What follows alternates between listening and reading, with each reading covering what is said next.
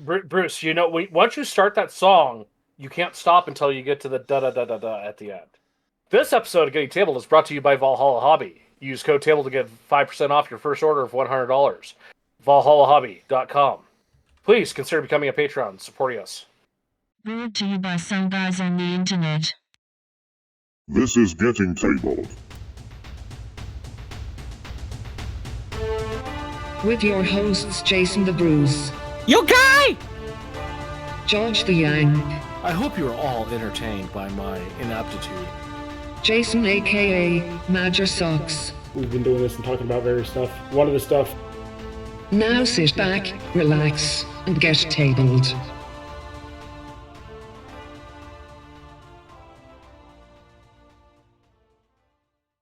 Hello, future people, welcome to episode 138 of Getting Tabled with your host. He's not as broken as he used to be, the Bruce. Hello, folks. Yes, we're back again. Major Socks has decided to pretend that his internet has crashed, so we have no Major Socks today. Everybody be upset with Major Socks for pretending that his internet's down. He's just clearly just lazy. That's all it is. No, he's got some of that. Then they're good Alabama internet. I have clients in Alabama. The internet there is not the best from what I've dealt with. Awesome. This may become a regular thing. Great. I'm still here. It's GenCon season. Oh yes, George is still here. Everybody say hello to. Yep, everybody has. That's fine. It's GenCon season, which means that we have a lot of news. Oh, and a lot of things to be grumpy about too. Well, I have things to be grumpy about. I suspect that you and I are going to disagree on one of these sort of stories. Newly received or noteworthy information, especially about recent or important events. First things on the list, we've got crooked dice and a robot dog. Yep, it's K9. We have K9 from Doctor Who.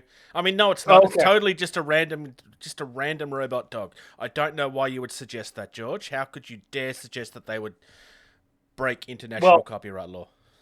Bruce, I was going to ask what this was because as I'm really good at like connecting the dots and seeing references and things, this one escaped me. Yep. So yeah, K9 is kind of a notoriously it's very culty in its Doctor Who fame. It was very much a character that people either loved or hated. It was kind of to the point where things were getting a little silly, but silly in a fun way. He kind of talks like this, and he's very robotic in a very human way, and danger mistress. And yeah, it's lots of... It does look just pretty much exactly like it should. Its little ears are meant to be like little radars and stuff. It's meant to look silly, but I think it's fun. I have nothing else to really say. I just think it's fun. It's one of the dwarf breeds where it has no legs.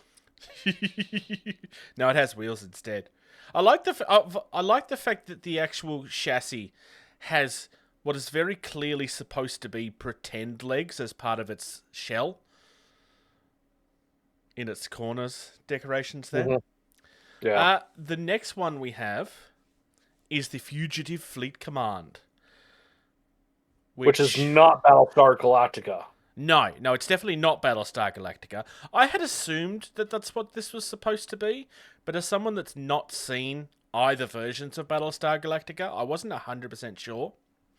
No, this is not Battlestar Galactica at all. Yeah, no, it is definitely in no isn't. way related to... Yeah. Mm-hmm. Yeah. Just like the next one, the Fugitive Fleet Heroes is definitely not that either. No, it's not Starbuck at all, or the other pilots that were in the original series. It's not Starbuck. Nope, it's definitely not that. These are probably my favorites from this, I think. The Fugitive Fleet Heroes are so good looking. It's got that 80s like futuristic sci-fi feel, which is like very macho and manly and like dashing.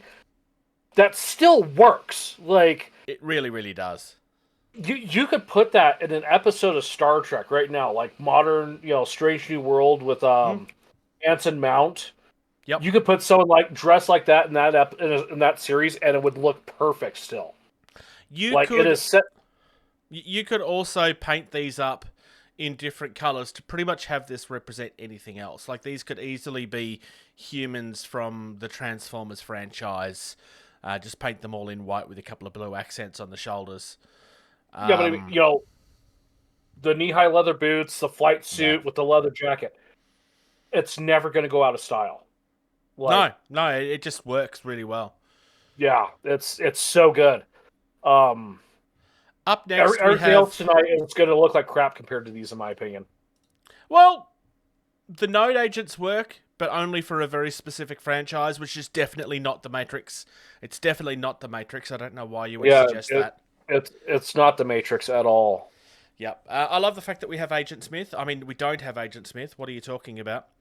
No, that's not Agent Smith because the hairline does not go back far enough as it does on Hugo Weaving. So it is definitely not Agent Smith.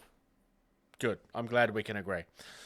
And then finally, we definitely don't have the Men in Black. Definitely not. And I will say this, I love the fact that they've definitely not done both versions of the franchise. We definitely don't have K and J, and whatever the other two's names are, because I haven't seen the new one. I haven't seen the new one either, and that's got the Hemsworth brother in it. Yep. Thor in a black Men in Black, in a black men. Was it Chris? I thought it was Liam. No, it's Chris. Is it Chris? Okay. Unless I'm wrong. I don't know. I don't know. It's one of them. Have you seen the clip where Woody Harrelson's sitting down with an interview with Liam Hemsworth, and it wasn't until Liam said something that he realized that him and Chris Hemsworth were brothers. I have seen that, actually. In the middle of the interview, you know, he's just like, you guys are brothers. So another fun fact about Woody Harrelson, his dad was a serial killer. I didn't know that. We should pause at this point, though. I'm here. We'll see how long this lasts. Oh my God, there's a dismembered voice. If it's not going to work, let me know, and I'll get off now. No, you're fine. I'm just doing... All right. Welcome back. We had a little pause because Socks is joining us from our Fommy's phone. He's pretending that he's important. How are you, Socks? Have we lost him already? Somewhat. You were all garbly, so I'm going to hang up, guys. Oh, okay. Socks attempted to join us, but he failed. And I'm leaving that all in.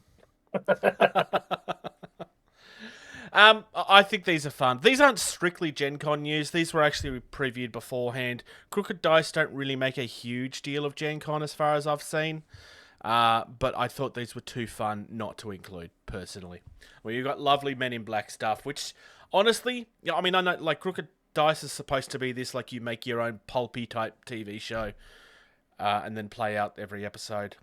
But I think Men in Black is another one that kind of just works anywhere. Yeah, I mean, yeah, it's supposed to be like, you know, the alien like police and everything, but you know, there's no reason why they can't be, you know, the hitman spy type, you know, guy. Yep, 100%. Coming up next, and this preview is coming thanks to Goonhammer, who had the exclusive on this. We have the reveal of the brand new faction for Bushido. So for those of you that are not huge fan of spiders, this is the faction for you. Conquer your fear by painting creepy spider people. That is what I recommend. Yes. I really, really like this, and I was really, really wanting to buy this until I had to force myself to remember that I have a motorbike I have to replace, and I can't afford to buy things at the moment. So I will have to wait until this time next year, or at some point next year when it goes on a general sale. So yeah. That being said, if I'm to do just like a little two faction Bushido army thing to have to play with people, it's going to be this one and the Foxes. Yep. I like that play. Just because, like, yeah. So the minis, they're kind of previewing everything, including the traps. It is worth noting these traps that they preview are being sold separately. They're not included in the initial box. There's also 2 heroes that you can purchase separately. So the starter box in and of itself is 100 rice. It is a starter box. But then there are heroes that you can buy that you can swap in and change out, depending on who you're facing and that sort of stuff. But the traps, you will either have to buy so that you can use them, or you will have to make your own so that you can use them, because you will need to have them. I just felt that was kind of important.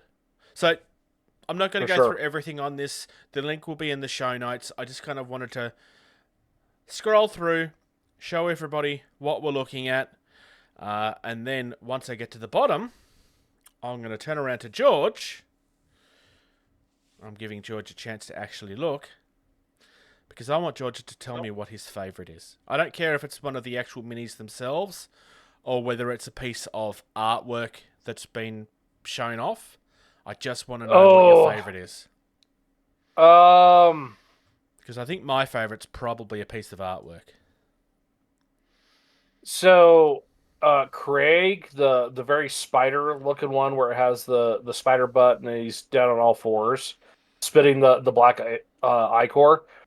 That one looks great. However, I think Craig is a person, by the way. Is it? Oh, but you know which spider one? The Kumo, yeah. Yeah. Let's see here. There's the first guy in the purple robe with the spiders on his arm. Yep. That one looks pretty good. The other one I really love is the Kumo miniature. Kumo, yeah. Kumo is definitely a highlight here. I like the miniature of the one in the purple robe, who is a cultist apparently. I actually think the miniature looks better than the artwork, I want to say, which isn't necessarily the case all the time, because not everything in artwork can always be replicated in a miniature form. But I really like this Kumo spidery lady with the look. Well, so here's part of my why I like it. Okay, it's a very interesting human take from feudal Japan history. She has a very Lady of the Night look with a spidery face. Yeah. My favorite piece of the artwork is right down the bottom. It's the very last thing they show, which is just this Drider looking thing. I know Drider is a D&D term, but yeah, that's. I mean, really, I can't think of a better description than Drider. I mean, that is actually that's the artwork for the other mini I really liked. Yep. So it's really, really nice. I think they've outdone themselves here, honestly. It feels very different from anything else that we've seen. Original rumor was that this was supposed to be a spin-off of the Cult of Urae, but apparently this is just a brand new faction, which really surprised me, to the point where every wave that are going to be coming for some time is going to have reveals for this. I really like this idea. It does fit with Japanese mythology quite well. Like there are classical spider monsters that come from mythology. I'm really excited about this. I'll need to spend more time looking at the rules about how they play and so forth. I'd definitely like to add this to the series that Ben and I did with the how to play, because I suspect that this is going to be a faction that's going to be quite difficult to play. And this is going to be one of those factions where they're going to be hard to pull off, but once you've got your head around them, you will have a lot of fun. Absolutely, yeah. Harder factions, generally speaking, it's very rare that you can just pick them up and go, yeah, bang. But when you invest the time and figure it out, it's usually worth it. Moving across, though, we have some Marvel stuff. We have Apocalypse and 2 Apocalypse statues, which I assume are just terrain, but I don't actually know that for a fact. Maybe they're statues that come to life. It's hard to know. I quite like it. Apocalypse is probably one of the better minis I've seen from them in a long time. It's going to be interesting to see the armor panels in his legs. It's going to be interesting to see whether that's really shallow or not. It looks like it's quite defined, but we'll see. So to throw shade at the movie, because I will throw shade at that movie any chance I get, this mini looks better than the Apocalypse in that movie. Thank God. Yeah, well, it looks like it's straight out of the X-Men cartoon, I would argue, which is essentially a recreation of the comic. The next one that I wanted to show off is Angel and Archangel, which I'm pretty sure is the first time we're seeing one character featured twice in a box, because this is one of those things where, generally speaking, you can't use the same character twice, and this is the same person. I don't believe we've seen them do this before. And I will say this. Well, I don't have a preference one way or the other. I think they both look glorious for different reasons. So to be fair, though, Angel and Archangel, despite being the same person in the comics, were two wholly entirely different characters. Oh, yeah, so, 100%. But it's still the same individual. Yeah. Because Archangel was a twisted version of Angel. Well, yeah, he was one of the Four Horsemen. But to see them actually tackle a character whose dynamic was changed. Oh, hey, look who decided to join us finally. Oh my God, we have a Major Socks with us. I'm back. I'm not garbly. Not at all. So, we will go back to the news in a moment, Socks, but I just want to give you a chance to apologise for pretending that your internet was down. Because no, you were I clearly actually too was lazy. down. It went down. No, I was on the phone while I was messaging you guys with the technicians, and they said we had a service outage across the area, so they just decided to come back. Well, we've told all of our listeners that you just pretended that because you were too lazy to show up. Yeah, I won't show off my Romans and Carthaginians then. Okay, so yeah, we had gotten to the point we were discussing Angel and Dark Angel, which essentially the same character. Archangel, not Dark Angel. Get it right, Bruce. I did say Archangel. I heard Dark Angel. Well, you need to clear your ears out then. I heard Archangel too. Okay. I really like the both of these because they are very much it's the same person that becomes both of these characters. One gets twisted by Apocalypse. So, possible unpopular opinion. I like Archangel more. That's not an unpopular opinion. No. Here it comes. Because I thought the Angel character was always a little lame and stupid. I always felt like Angel was a little bit of a Mary Sue. I mean, what can Angel do? He can fly around. What can Archangel do? He can fly around and then shoot razor feathers. Yep. That's something cool. Angel has a really cool backstory too, though. He's working through a lot of trauma. I like them both, but for different reasons. And if anyone post Stan Lee in the Marvel Universe always has some sort of trauma because it makes them more relatable. True. Yeah. True. Socks, did you have any opinions on Apocalypse or the two statues that he comes with? I like not too much about Apocalypse, but I do kind of like the poses of Archangel and Angel. They're a little more dynamic than most of the other poses that you get from at MCP. That's a very good point. These are both pretty good poses for those two. Angel is actually in the only pose they use for female characters, if you look at it. Oh, actually, now that you bring it up, yeah, you're right. It just looks different because, it's not a female character. Archangel is definitely a new pose, though. I can't think of any other characters that have been posed like that yet. Well, to be fair, I can't think of too many other characters that have wings, so... That is actually a good point.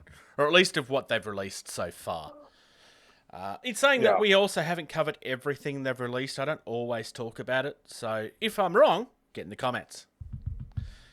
Coming up next, we have probably the biggest Infinity news we've heard in a while. There was a lot that was talked about this morning in their panel, or this afternoon for those of you on the other side of the world.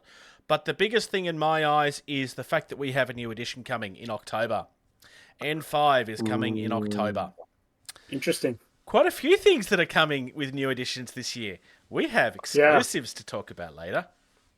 Quite literally. For both of these stories in the show notes, I will be putting the link to the preview on the run notes.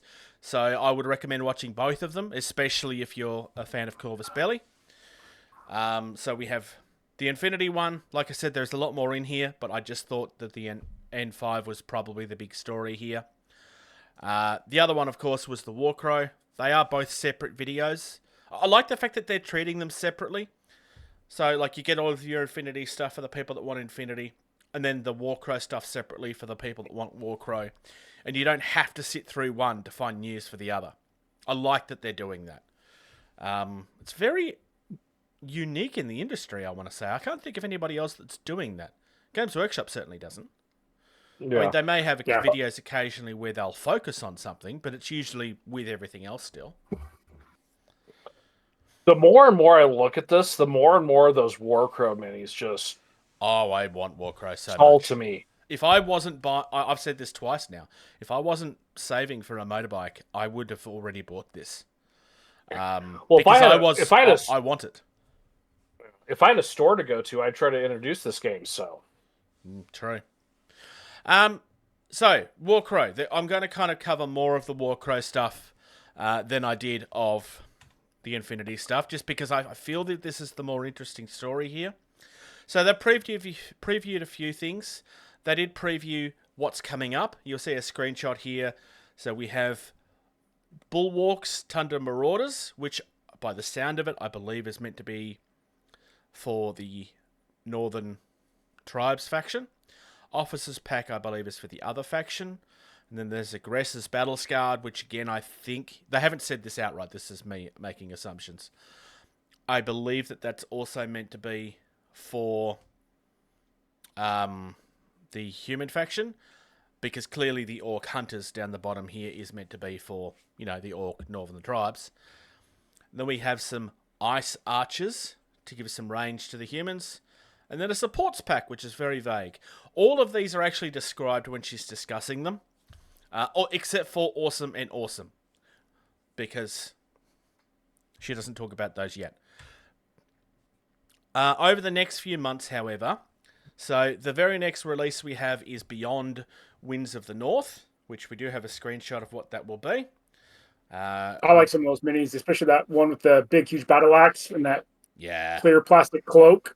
Yeah, that's not actually clear plastic. It's just the way it's painted. Yeah. But the way it's on that with that background, it looks like it's clear. It does. I think it's because they've slightly painted it in the what the green screen is behind it. Yeah. But after Beyond Winds of the North, Warcrow Adventures should be arriving. They have announced that there is a delay on that coming out at this stage through stuff outside of their control. So I'm guessing it's production issues or something, but it's getting very close. The Yaldabaoth card set comes with an exclusive miniature that I don't believe they showed off yet, unless I missed that. But this is the card set to allow you to use the miniatures from Warcrow Adventures in the Warcrow game, which is something that they had initially said that would always happen. There will also be a new faction released. They haven't said what faction that is, but we do have some previews of what will be coming. So we just don't know which one of them it is yet. There's an app coming, because of course there is, and it will be free. They have confirmed that it will be free. And then there's a competitive scene to launch as well. So they're going pretty much full steam ahead on this. They preview some of the characters from Warcrow Adventures that you can use, and like this is stuff we've all seen before. And then we get into the upcoming factions. So Scions of Yaldabaoth, I'm saying that wrong, but it's a made-up word. I don't care. That is from Warcrow Adventures, I believe. All of those come from that. The Mount Haven one is one of the new boxes that will happen at some point, which I suspect will be the one that captures George's attention. Yeah, dwarves. Yeah. Red Caps is from an expansion for Warcrow Adventures. I'm kind of hoping that both of those get released as separate things. Oh, something else they confirmed, which was a question that I had for a long time. Warcrow Adventures is going to retail. So those of us that didn't get to buy it will actually be able to buy it later. That's nice. Yeah. I think that's important. Yeah. I think the red caps might be my favourite right now. I really like these. And we have the Cyanan, which are kind of like wild elves. Wood elves. Wood elves, Wood elves. essentially, yep. What else? I really like those these guys as well. I like those guys too. I will say this. I almost like those better than the dwarves. Wow. George, That's- I think you're going to have to sell all of your dwarves. You're clearly not allowed to own them anymore. Nope, If you're a fan of I am. hairdressers, you're not allowed to own dwarves. It's the law. I'm just those look really good. They have like that very deliberate, specific wood elfy look, which Yeah. of the elf look, this is also why I have the Sylvaneth army. Yeah. Those look the best. So I think that these have gone in a more traditional wood elf type of look for them as well. I really like what they've done with this. they're the more last- feral. Yeah, I think more is feral. the good Actually, word, yeah. she used that word too. Feral is the word that she used as well. The last one that they showed off is the Feudum, which is it's a human faction with knights. I actually really do like the knight in this. But Oh, the that's- Knigget? Yep, the Knigget. The Knigget is cool, but this is probably not the faction for me. I could see it being popular, but it's not the faction for me.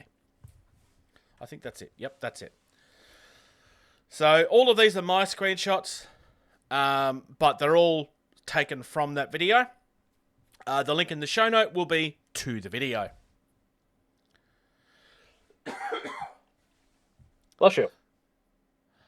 Up next is actually about a week and a half old, this news, but this was really surprising to me. So we spoke a few months ago about how Mantic are starting to do 3D printing stuff and that, right?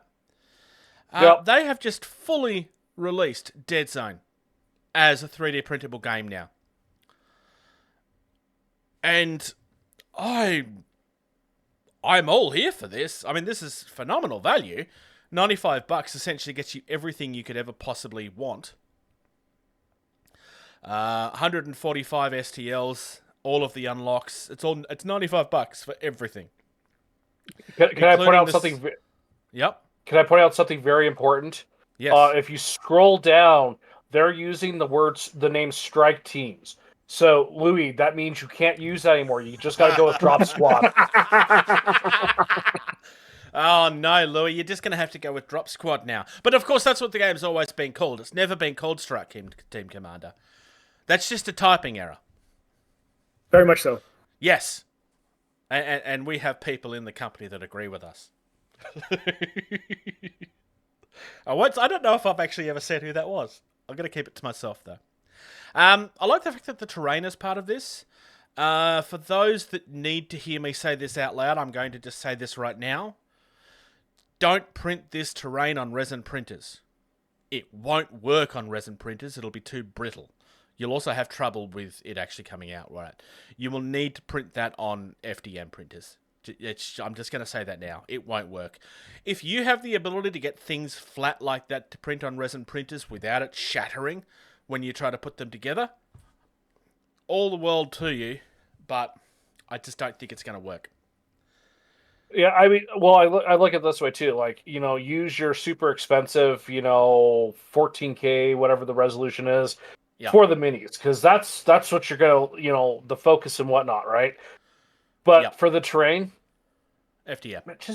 Just train. a terrain, even MDF terrain, like you don't even have to bother printing this. Just any sort of terrain that'll work for the scale of the game. With the way that Dead Zone works, you probably do actually want to use this terrain specifically. It works around a specific size. Which is not to say that I don't know if people have played it with other terrain, but just knowing how the game works, you probably don't want to be using just random stuff.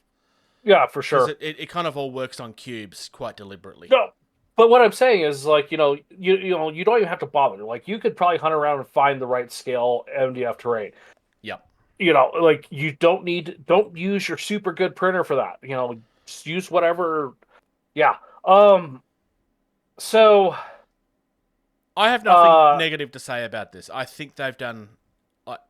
this is something I didn't expect anybody to be doing this quickly. Not from a large gaming perspective, anyway. Is there an option just to give them a bunch of money and have the stuff sent to you?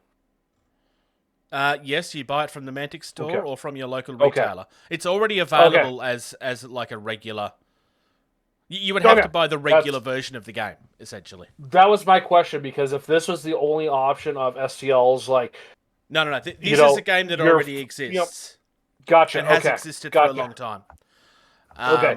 Now, the next thing I'm going to say, my favorite thing, is the goblin in the mech suit that has the goblin head on the mech suit. I'm trying to figure out which one you're talking about now. The big goblin mech suit with the goblin head on the mech suit. Yep.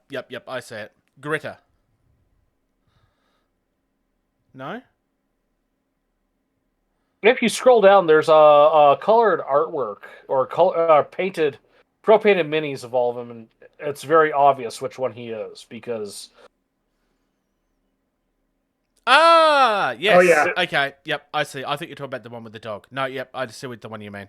Yep. Actually, I can't disagree with you there. Honestly, that is really. Of course cool. you can't. Of course you can't, because I'm right. Mm-hmm. Even if you're wrong, you're still right. Yep. I'm not actually saying you're wrong. Like I said, there's nothing negative I can say about this. Like it's a game that's always proven to be popular, and they've just gone, hey, you don't want to buy the physical? Print it yourself, and they've done it really affordable. So and then here's the next thing, and this is a trend that I think we're going to start seeing more and more and more in the gaming industry. From everybody but one. Well, yeah, obviously.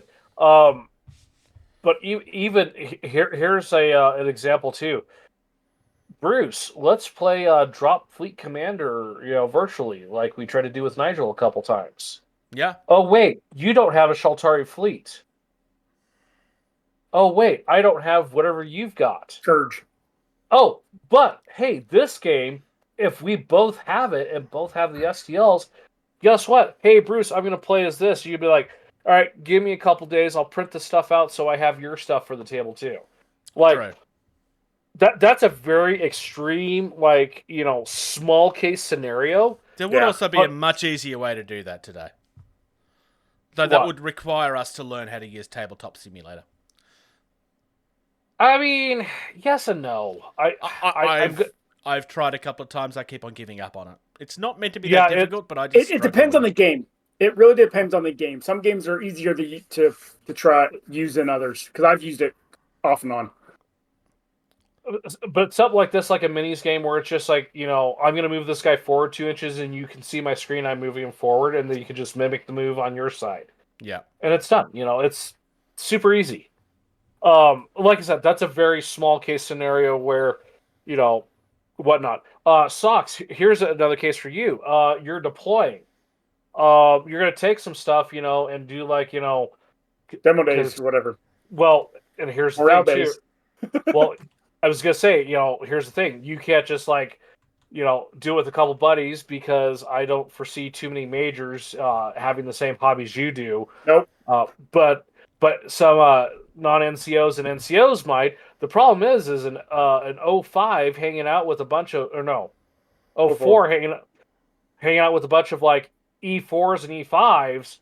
Unless you're actually doing an organized event, you can take multiple copies, and then everyone's got a copy to play with. Yeah, and you can still get your gaming fix in without coming under the squinty eye of the UCMJ. Yeah, exactly. All right, moving on. I thought we might talk about the games, the workshop of games. That's what I meant to say. Blood Angels have a new box coming out. So, Blood Angels was my first love. I'm just going to say that out loud. Seriously, it's the first faction I ever fell in love with. It's the reason that I got into Warhammer to begin with. And a lot of the classic heroes are finally being redone. And I really do mean finally. Lamarty's was Not quite as desperately needed as some others, but he still needed to be done. And the new Lamati is just like the old one doesn't compare. This is so much better. Oh yeah. This next one, however, is... Now, if you disagree with me on this, you're wrong. I'm just saying... The previous version of Asterath was unplayable because it was so fragile and brittle that you couldn't paint it without it falling apart. And I don't mean this, I'm not exaggerating. I mean literally, the way that axe was constructed, it fell apart if you breathed towards it. It was more desperately needed to be redone than Dante was.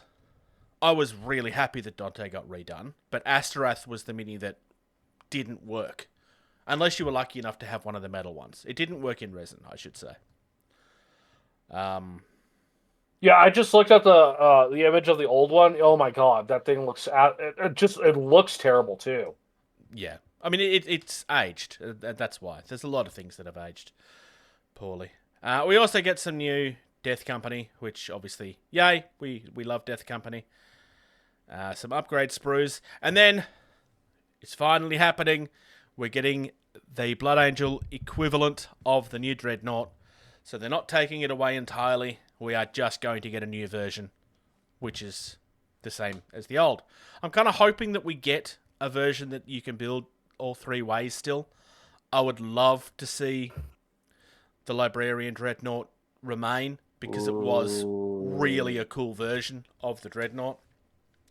I don't mind if it becomes a separate kit, per se. Like, if they wanted to make it a more unique, rather than this is just, it's the same thing, but with a few things changed. If they want to, like, completely make it very different, I don't mind that. But I am hoping that we get to see all three versions of that kit again.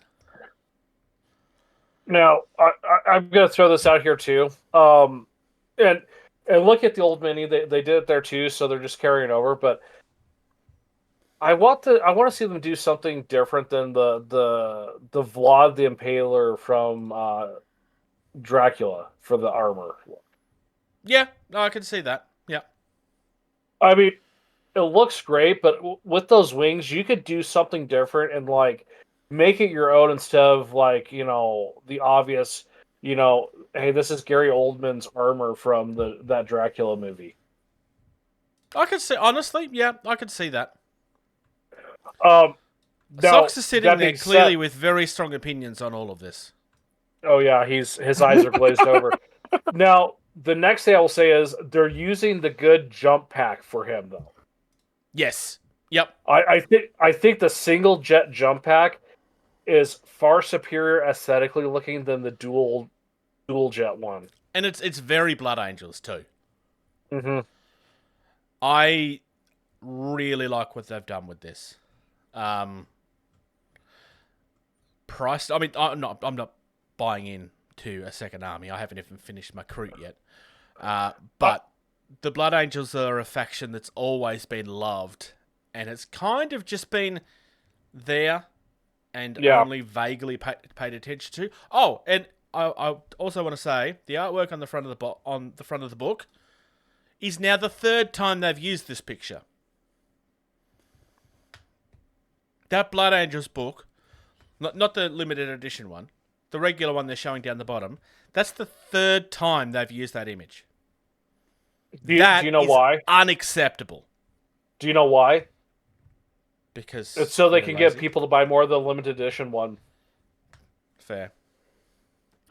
So I will say this, and this will probably be a fairly popular opinion. Blood Angels are one of the three best looking Space Marine factions in 40K. And when I'm not talking colors, I'm talking about the sculpt look. You have Blood Angels, right? They have their own very distinct look with the blood drop in the wings. You have the Dark Angels with their hooded robes and stuff like that. Hoods. Yep.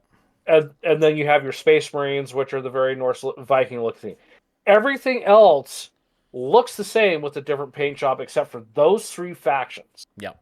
And I think it's about damn time that they took one of their signature factions and gave it the refresh that it needed on everything. Yeah, no, I can't disagree with you. And it is nice to see that they are doing that again. I mean, they did it with the Dark Angels first, which I would probably argue is because the Dark Angels needed the refresh a little more than we did.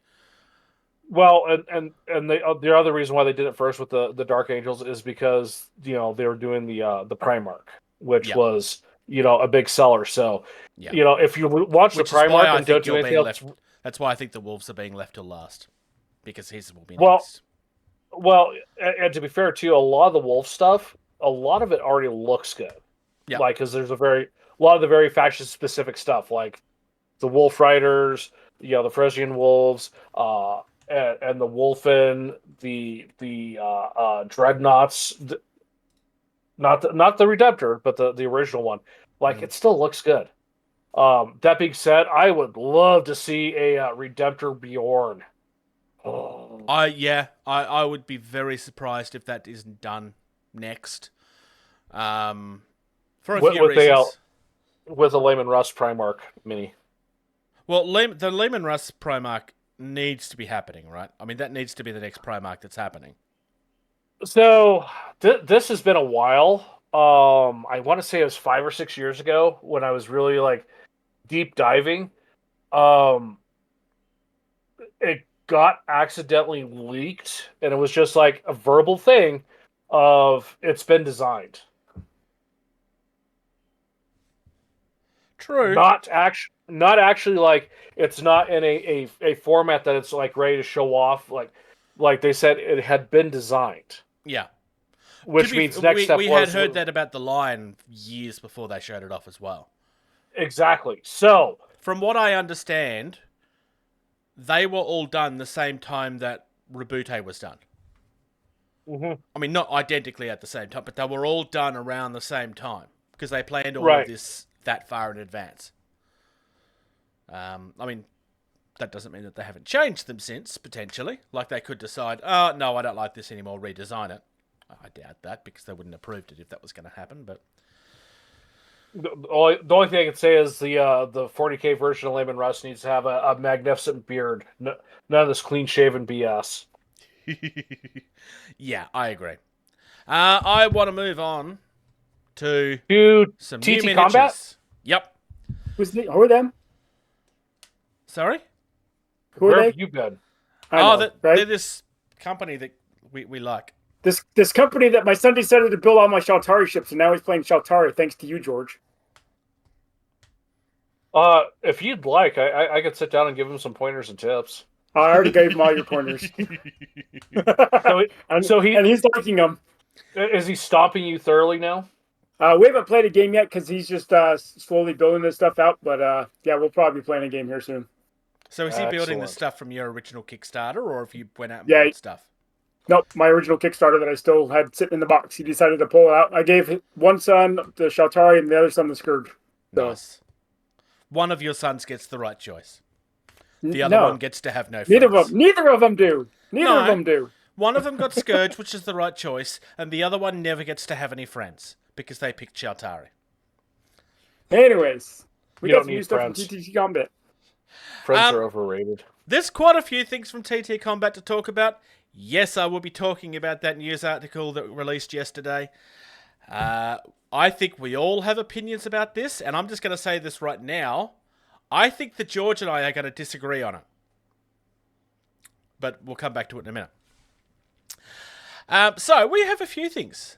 We've got Dagon adherents, which are for Carnivale. I really, really love that monster in the middle. It's probably Dagon. Dagon, sorry. Yes, I realised that just as you were saying it. The monster in the middle is phenomenal. I think that might be my favourite thing I've seen in a while. I mean, the humans are phenomenal too. My favourite of the humans is probably the one that's leaping off the barrel. Bruce, do you know the significance of Dagon? Yes, I know it's from Lovecraft. Okay. Ooh, the one leaping off the barrel with the gigantic scar on his chest. Yeah. The ritual scar. The scarification rune. is glorious. Oh, This is a really strong box. The lady with the dual knives, she has the same scarification down towards the bikini region. Oh, shit, I didn't even notice that the first time. That's well spotted. And then I've got them like blown up to like this big on my screen, Bruce. Yeah, the dude with the robes holding up the staff going like this, that is a stunning model, I think. Yes, I agree. I agree wholeheartedly. I like the fact that like he has the same scar, well, the triangle at least, but it's almost like it's received damage from how twisted he's been over, because he's clearly a superior person in the cult, and he's like, well, it's been damaged over time. It looks like different scarification too, because his is just a simple triangle, right? Yeah. If you look at hers is the same triangle, but then there's something in the middle, and then the third guy, it's a triangle, but it's got like a huge eye. Yeah, the eye is extending outside of the triangle. Yeah, so it's like each scarification is slightly different, and that could be a role-based thing within the cult. Most likely. And just for anybody that's wondering, scarification is a word. We're not making this up. The next thing that we are going to talk about is the underwater researchers, which is also for Carnivale. And honestly, I think this is quite strong too. This gives me Hellboy vibes, personally. It does.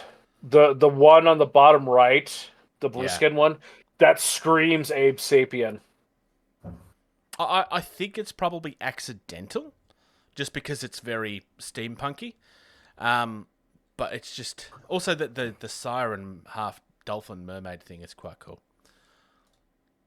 Shark. I really like I believe that's shark. It's more shark than dolphin. Actually, you're right. Yeah. So this is for the doctors, and the doctors are well known for experimenting in ways that they shouldn't have been. Oh, I just realised something. That the blue-skinned Ape Sapien type 1 has fins on the back of her legs. Like Ape Sapien. Yeah, that's really cool. And off the forearms too. Yep. Probably one of the more successful experiments they've had. Big dude in the middle with the big trident. Yep.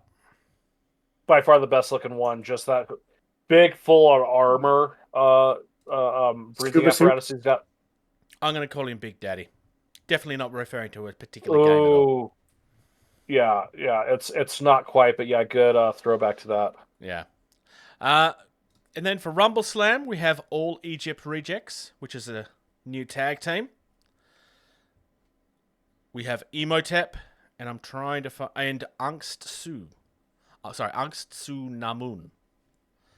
So these join up with the rest of the Egyptopian type folk.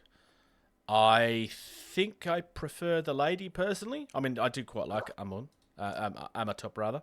He is cool, but I think the Sand Lady is my favorite. It's the love interest from Mummy. Yeah. We also have, I'm going to say Nephthys. I'm probably saying it wrong. Just kind of feels very Egyptian goddess type look. Nephthys? Nephthys? Yeah, Nephthys works. Nephthys. I think Nephthys is close to correct. Last but not least, we have probably the one I want to own the most, which is the Tomb Titans. Tomb Titans go! Yep. This really jumps out at me. I really, really like this. The little scarab beetles are pretty cool. Yeah. The scarab beetles are very cool. Oh, the little the canopic jars is yeah. Oh yeah. The canopic jars. Like that's a nice little touch. I think I'm saying the right word. Yeah, canoptic, yeah. because that's where the Necrons get it from. They took it from the Egyptian Gotcha. history. Mythology. That too. Um, And we got like a zombie mummy type thing. I mean, I know it's meant to be a zombie, as I meant to be a mummy, but there's almost no wrappings there, so it kind of feels more zombie than mummy. the difference between a mummy and a zombie is bandages. I like the little farting bug. Yeah. There's a really bad movie from the 90s where it's based on a Stephen King movie where they land at this airport with no people in it, and these horrible gnashing little mouth things come after them that are eating everything around them. You mean a Stephen King book? Yes. And it reminds me of that, but I can't think what the movie's called. I really like this. The snake man type thing at the end is just... Of all the Rumble Slam teams I've seen, this is probably the most underwhelming one for me. Interesting. Okay. Well, if we go back to the last one with the frickin' the El Pollo Excelente and the what were they the Brahmarillion whatnot, like Yep. No, come on, there's that's certainly so more much character better. there. Yeah. That's fine. You don't have to like everything. I really like it. Of everything here, like that's the thing that I would be closest to buying. My favourite actual sculpts is still that first one, the Dagon Adherence, or Adherence, rather. And then, it's time. It's time. We're going to finally talk about this thing that scared the living daylights out of everybody that wasn't paying attention. So, Dropfleet going out of stock. Socks, can you read what I called this story? The version 2. Restock. No, that's not what That's I what called it the is. story. Yeah, but I know. what? Can you read what I called the story? Where am I looking at it? At the Oh, run it's sheet. Marketing genius or failure? Marketing genius or failure with a question mark. Yeah. Yes. No, you've got marketing. Oh, have I spelled it wrong? Oops. Yeah, you did. So I know. Anyways, I'm just going to say this. Like Shay, one of our Patreons, had some very strong things to say about this. It's a very brave move for them. Anybody that's sitting here thinking that they didn't know the reaction they were going to get, clearly don't know these guys very well. They knew that they were going to get backlash on this. Yeah, this is right up there with their bases they did a few months back. This is what. By the way, I'm openly getting my phone out so that I can go back to my conversation with Louis because I have quotes and permission to talk about things. But before I go to this, Socks, do you have opinions as to whether this is marketing genius or failure? I think it's a little bit of failure because they're saying that all sales are going to be final as of this date coming up here soon. And no one's going to really be able to buy anything until the second edition comes out. And so people that are wanting to get stuff can't for a while. And who knows how long that while is going to be. However, at the same because I do. Because I don't know the date, but I know how long it will be, and I will be saying it can be good at the same time because then it can get other new players excited about stuff. So it goes both ways. So that's I'm going to throw. In my opinion, it's both. I'm going to throw in my 50 cents. Yep. I'm going to call it mostly failure. That's what I was expecting your opinion to be.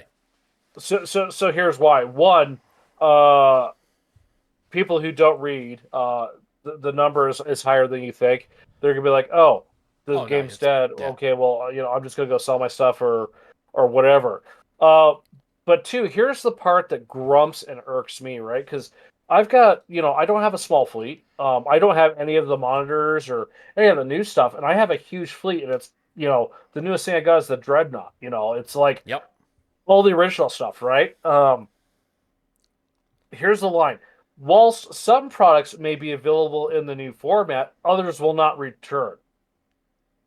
So one, this is why they're removing everything from the store, is so they can get everything that they can sold, because I guarantee you they got stuff sitting on the shelf that didn't make the cut for version 2, and they want it to get bought so they don't have it on the shelf.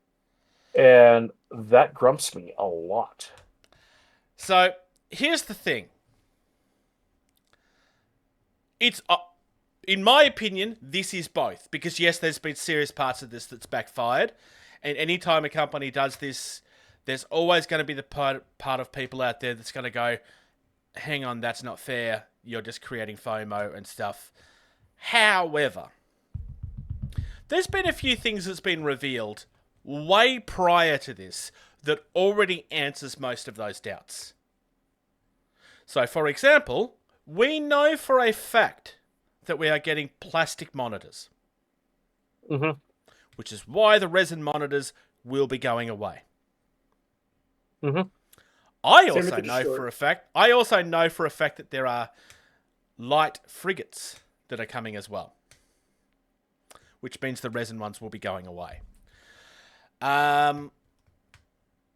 So, the question of if things are going to be taken away and can't be used anymore is definitely a no. Which I know was one of the concerns that Shay had. And I'm not calling Shay out here. I'm just saying that this is the fears that he had. They haven't answered any of these questions. It's a very well-founded fear. I just have the ability where I can kind of talk to people.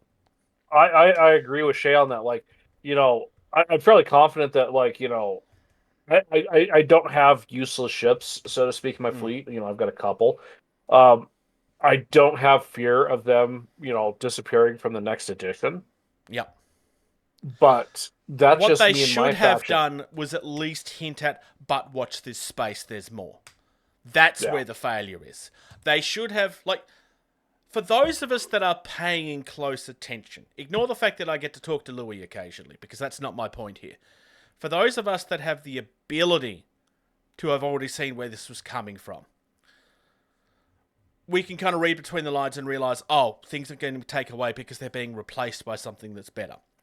Mm-hmm. Yeah. But most people don't do that, which is what George was hinting at a minute ago. And the reason why I suspect that George and I was going to disagree on this. Because George is, generally speaking, on that side of the fence. Unless we're... And I'm not having a go, George. Like, unless we're talking about a subject, you won't really look into it. And even then, most of the time you're reacting to what I'm showing here, because you generally don't look at the run sheet until we start recording. Maybe 10 minutes before, but it was... Yeah. I mean, most I did see this post, and I read it. Well, you know, and like I said, they did this last time where it's just like, you know, no more Dropfleet Commander because, you know, version 2 is coming. When this came out, I was just like, yeah, okay. And I read it. I'm like, oh, so they're just, you know, they're trying to get everything pushed off the shelf. They're trying to get the inventory back down for the new product to come hit the shelves for sale. I get it. You know, every single company does that. Yep. Every single one. Yeah. Okay, so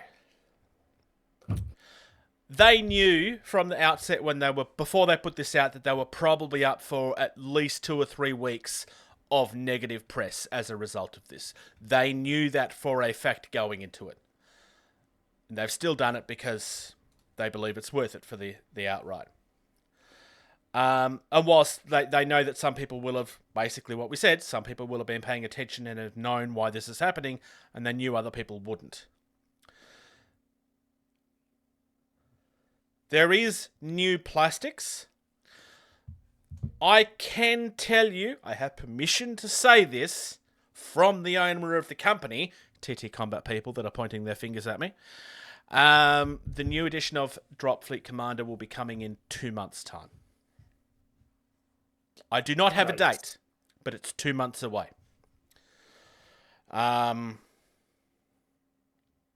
Whether that means that it's 2 months from now or 2 months from this date, I don't know.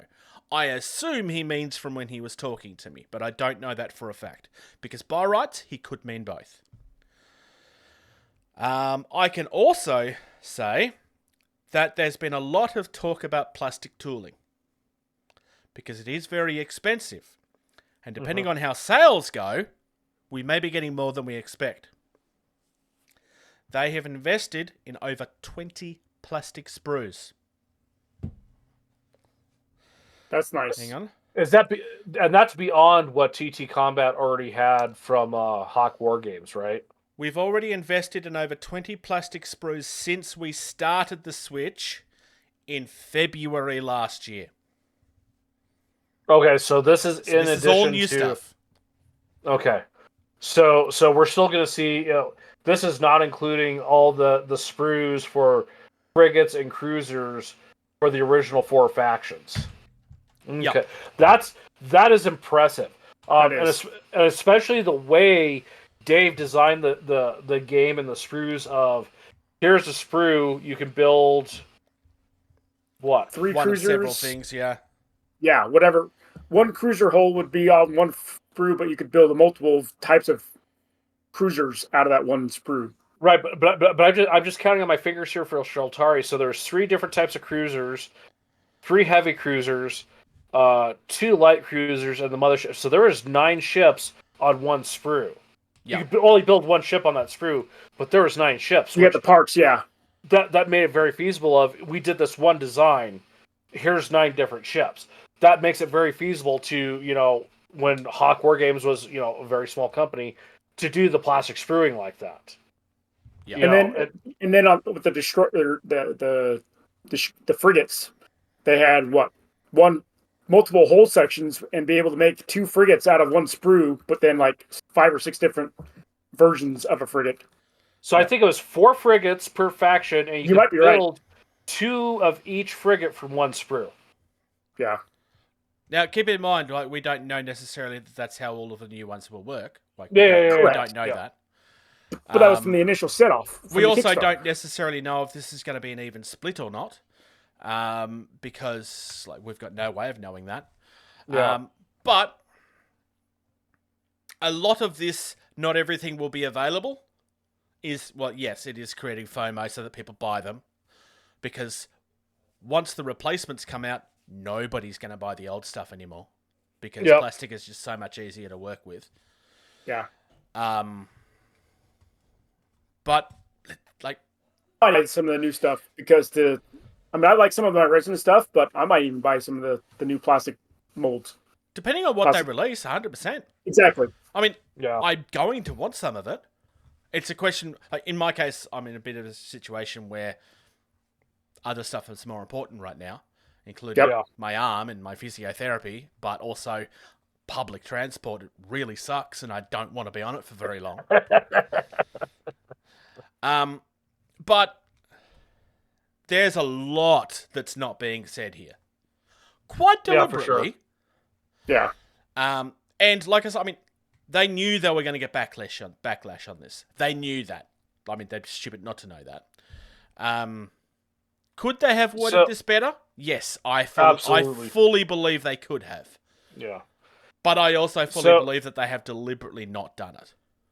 So I will here's say my this, Louis, because I suspect that, because I'm going to talk about this, I asked you permission.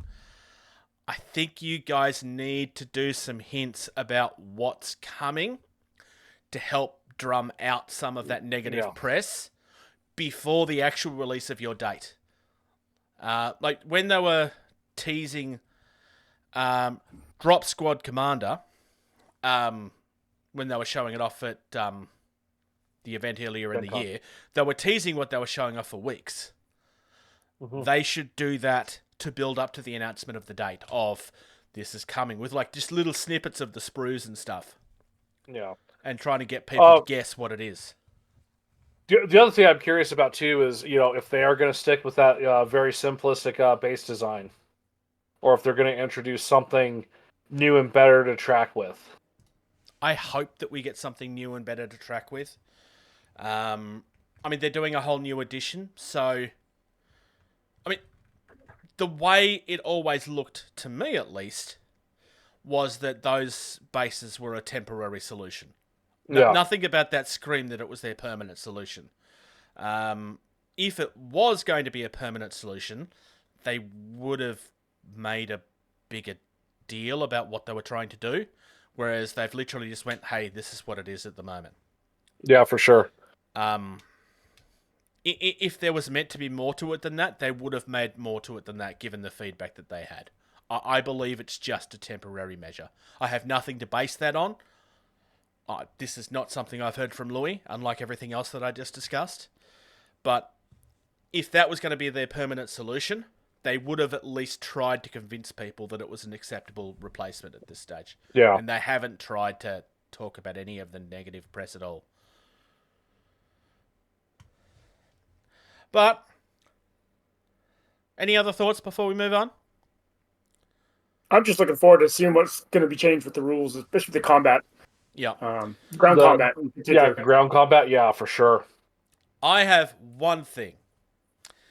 If Louis meant 2 months from that date, I suspect that he would have been panicking seeing that Infinity news last night. Because that means that they're going to be launching within the same time frame. If it's from now, they're looking at September. If it's from August, they're looking at October. Granted, very different games, but that doesn't mean that they want to be faced off against Infinity. Yeah, for sure. Because I think Infinity will win that. It's got a bigger audience. Yeah, so. Yeah. Right now it does. Yeah. Moving on. Steamforged Games. Steamforged Games. Yeah. Yeah. This feels really weird to me because, generally speaking, I don't like the aesthetics of War Machine stuff, and this is magnificent. The Kraken, and he's got a whole ship underneath him. This is the War Machine Abyssal King. This monstrosity sits on top of a 120mm base. They call it a Goliath because it's gigantic. Do you know what else is abyssal about it? What? The size of the hole that the money goes down because it's a $150 mini. Yeah. Yeah, that's true too. Just purely based on looking at the miniature, it looks like it's going to be around 200mm tall. I don't know if they actually say how tall it is. I don't think they do. I don't see them talking about the size. But if I just kind of like size up the base and then turn my fingers around, it's not quite 2 bases high, but it's close. Hang on a second. I'm gonna mention something here real quick that I've never really seen so forward and front facing on a miniature page. Yeah. Warning: models are produced with resin. Resin dust from sanding is hazardous. Always wear nitrile gloves and N95 respirator. And use a wet sanding technique when sanding resin. Thoroughly clean your work area and after working with this product. I have not seen that so forward or front facing. Not forward and front facing. It's usually on like a little sticker on a product somewhere that nobody ever reads. Exactly. Yeah. This is like, here's the name, here's the price, delivery notice, number of players, play time, suggested age, warning. Like right there in the front. Yep. No, I hadn't even really paid attention to that. That's actually really, really good. 150. Oh, and it's not $150. It's £150. So I guess $300 for me. I have it in the US and it's 150 for me. Yeah, it's showing 150 for me. That's weird because €150 is not $150. If the exchange rate is crap, yes, it is. It is showing 150 sterling pounds, so 150 sterling pound is $192 US, according to Google. So I'm getting we're getting a deal. We're getting a heck of a deal. Yeah, you're getting a very good deal. It is 129.99 euros. But yeah, that's going to be somewhere around the $300 mark for Australians. So have fun with that. I think this thing looks phenomenal. Look, at the end of the day, this is going to be a gigantic miniature. The War Machine Goliaths have been kind of very hit and miss in quality. Like, they look very impressive, but there's been lots of them with gaps and stuff, and which is, yes, kind of something you have to expect with resin. But Like the giant ice troll thing. I had a friend that was working on that miniature for like 6 months because it was the kit was that faulty. Well, here's why I'm really excited about Steamforged games, because I've got Godtear up there on my shelf and whatnot. It's all injection plastic and stuff like that. But they seem to know what they're doing more, or they know what they're doing better than what Privateer Press did. Like Privateer Press, yeah, they had a great game concept. It was super popular, but their ability to make a mini was just so sketchy and like haphazard and half-assed. Yeah. I mean, for crying out loud, getting a kit where it's pewter and resin and like you have to put that together. Why? Yeah. Yes, I agree. Especially when, quite frequently in those old kits, it was the top half that was the pewter. Yeah. Right? Like, I might get hate for this. you probably will. People don't I like you. think that Privateer Press, for a long time, were very lucky to have the fan base that they did. And I am someone that is very open about the fact that I don't like a lot of their miniatures aesthetically. Which is not to say that I don't like any of them, but most of them just don't look, they just don't do anything for me. That doesn't make them bad. But Restic is one of the most disgusting properties to work with, and always has been. And they used it notoriously for a really long time, even after Mantic stopped using it, and that really says something.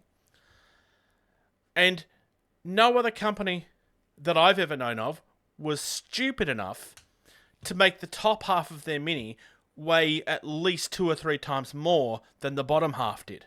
Yeah. Like, there's nothing intelligent about that. I mean, they always had reasons and so forth, but justification doesn't make it good. Yeah, absolutely. They had a fan base that scared Games Workshop. This is not hyperbole. Like, quite literally, that Games Workshop at one point were almost out of business as a result of this.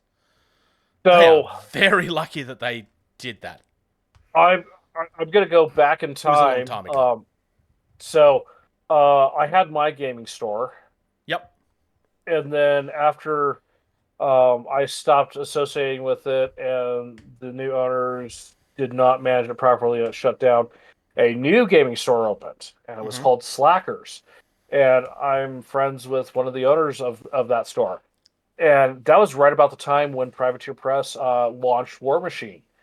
And into, I think, a year of that store being open, there's always the stuff on shelf that, sells, right? Your Games Workshop, that sells. Magic the Gathering, that sells, right? And so there's always stuff they had on shelf. And the Privateer Press section of War Machine took up more space in that shop, and they said they turned that inventory over faster than War Machine. Or not War Machine, Warhammer. Yeah. There was a point, this is during the point where Games Workshop were probably at their worst, community voice-wise and reputation-wise. I mean, this is quite some time ago, but it's just worth mentioning.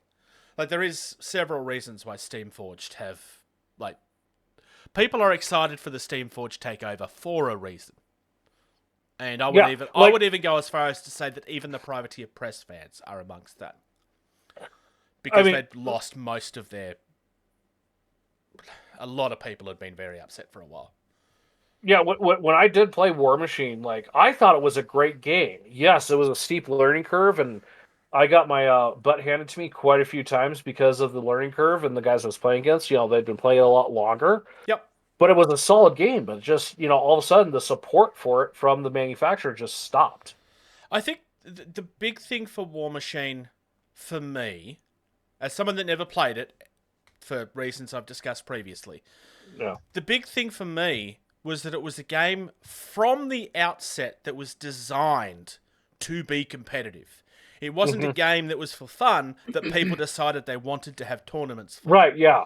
Yeah, And that like, was no, always yeah, the big difference between... Because Games Workshop, although they hint at that now, it's not what Warhammer is for. People will argue with me about this, but Warhammer is not supposed to be competitive. Warhammer is not designed to be competitive. They just Yeah, take advantage of that market. There is a difference. War Machine was good- always supposed to be that. a good game of Warhammer, in my opinion, should take 3 hours. I would agree with that.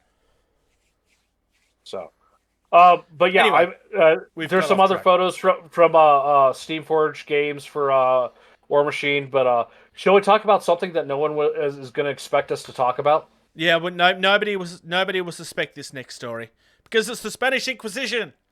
Yeah. Are you glad I picked up on that joke and did that, Bruce? I am. I'm really happy. Because no one ever expects the Spanish Inquisition. Victoria Lamb continues to make glorious things. And there is a free STL of the comfy chair of this lovely lady sitting in her comfy chair. Ooh, is that a Shacklebolt chair?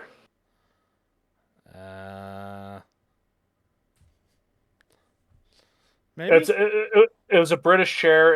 It sat up higher. It was called the Shacklebolt Easy Chair. That sounds about right, yeah.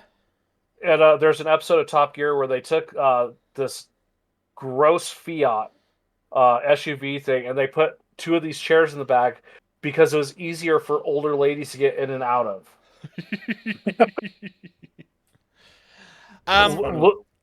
They painted that car the same color as the hearing aid plastic, that gross brown. That's what they painted that car too. So, if you haven't watched that, folks, go check out that episode. It's great. But this is brilliant. Yeah. So I mean, it's very clearly playing off the Monty Python skit because, well, I mean, it literally refers to it. I mean, I didn't make up the joke. I just stole it. And I think the comfy chair the comfy chair's in the skit. I'm sure it is. Because it's how they torture the lady, right? Yeah. By making her sit in the comfy chair and trying to make it sound like it's a really bad thing. The only thing I could say is one of these little minis it needs to look more John Cleese-like.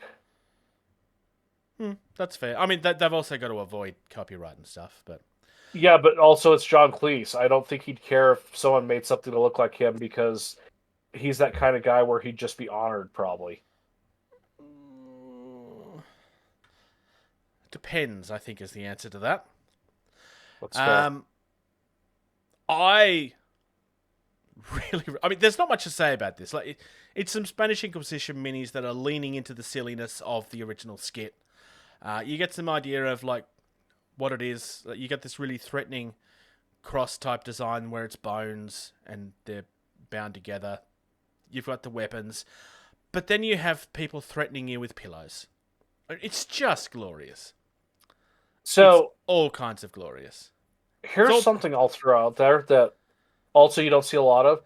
They show the it printed, like with the supports and everything. Like, give you an idea of how it's going to, because sometimes, you get one of these SCLs, you'll load it up and, you get the supports going and everything. You're like, that's not going to be enough. Or, they're giving you an idea of, hey, look. Victoria Lamb has a really good reputation for this sort of stuff at this stage. I mean, Victoria Miniatures, we've covered them in the past. Like, they have a very good reputation. They have really nice looking sculpts. The sculpts on this is phenomenal. You're looking at 15 Australian dollars. Like, that's what it is. Approximately $10 in the US. And then other prices elsewhere. It's really, really small. It's really, really simple. You'll either want this or you won't, I guess. I don't know what you're going to use them for, but I would argue that everybody needs this. You could probably use them as a stand-in for Empire character in Sigmar.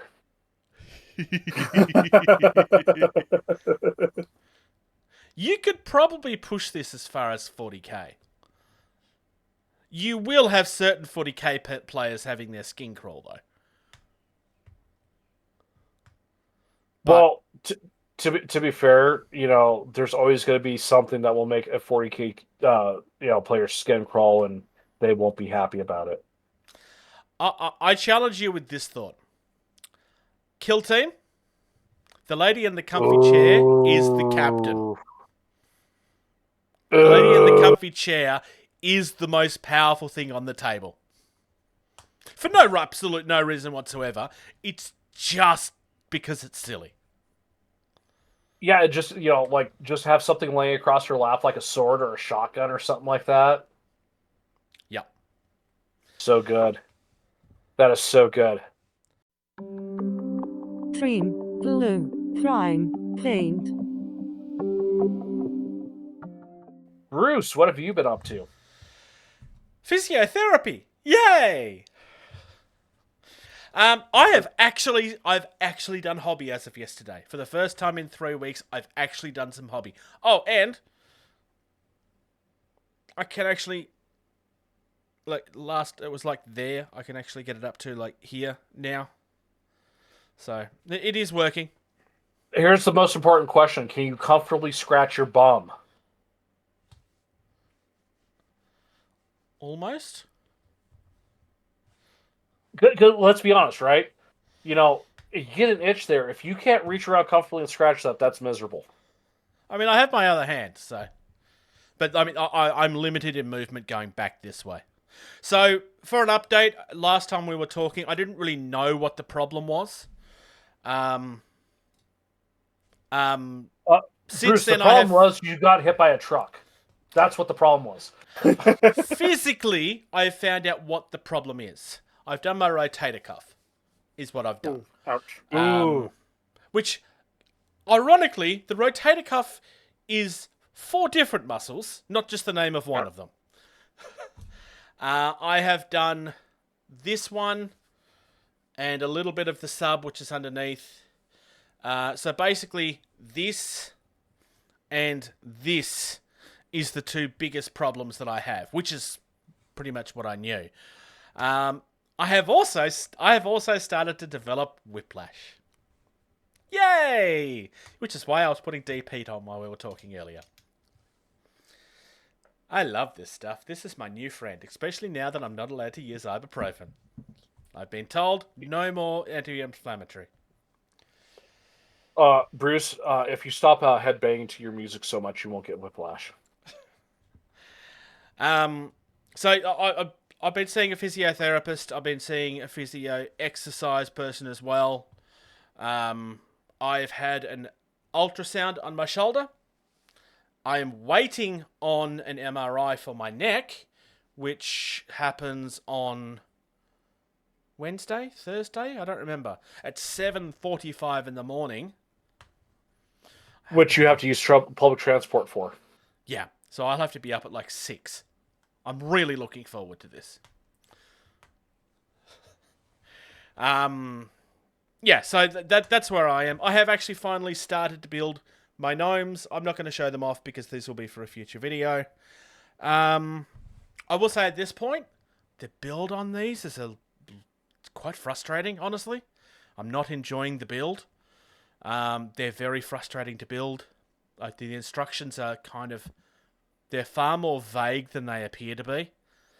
And it kind of takes a while to kind of figure out how certain parts actually fit. Because it kind of points you in the direction, but it doesn't say how they fit. Because it's Games Workshop, right? Mm-hmm. So I'm not entirely enjoying the experience. But it is what it is. To be fair, when I got my Blood Bowl army for dwarves, it was kind of a little bit of the same thing. Yeah. So. Yeah. So, yeah, that's where I am. I haven't had a chance to do a lot of hobby because, I mean, physically I've been very limited and pain I've been very severe. I mean, I'm still in pain. I feel everything that I do. I still can't quite get comfortable. This shoulder still isn't sitting right. That's just how it is. Even if I turn towards camera a little bit, this one is still higher. I'm not holding it there. That's just It's just how it sits at the moment. Part of it's not actually where it sits; it's partially swelling. So progress is progress. So I'll take it. I'm still not back at work. I'm getting to the point where I want to ask permission if I can maybe go back once a week. But I need to wait to see what my physio thinks about that. I've been told that it could be 3 months until I actually have full movement and everything back. Good Lord. Wow. Yeah. But I am hoping that it's... I mean, TAC will cover part of that. I mean, by rights, apparently my TAC should be covering not my sick leave, apparently. But I need to figure out how to get that to work. TAC is Transport Accident Commission. It's a Victorian thing that will look after people that are... Yeah. Result of... Yeah. So there we go. That's where I'm at. Unfortunately, yeah, it's just... there's only so much I can really do at this stage. But I can finally get back to doing some content again. George. Well, what have I been up to? I started printing a organizer case for my Dropfleet Commander because the MDF one, while it's good, it's a little unfinished, so to speak, design-wise, as far as the trays go. So I'm printing an organizer one, so it's a back-to-back one for my Dropfleet. I sat down at my bench the other Wednesday, and I dry brushed the skeleton chassis of my Imperial Knight that I got all the wolf stuff for. And I actually did some work on that.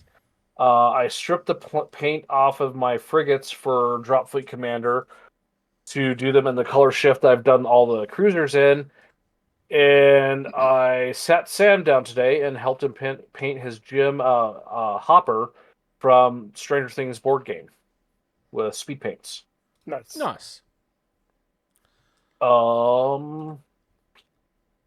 And then I looked at GenCon stuff and got very upset that a outstanding Kickstarter I have is being sold at GenCon right now.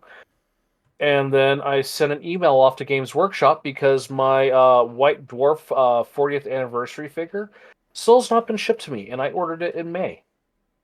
Oh. Yeah, that's completely unacceptable. Yeah, so... and I logged into my account, and it says that, I placed the order, so... Yep. Worst case, if they say, oops, sorry, our bad, we screwed up because we've screwed everything up with our new website and everything, I found a couple places online where I can pick it up, so... but yeah, JP confirms that all of the Blood Bowl stuff is a pain to work with. Yeah. But yeah, I think it's really odd that, Games Workshop got themselves a new website and all this new fancy online stuff, and there's been an increase in people's orders not getting fulfilled. Yeah. Yeah.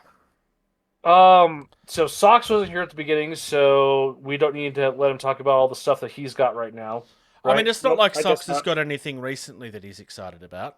He would have spoken about it last episode if he was excited.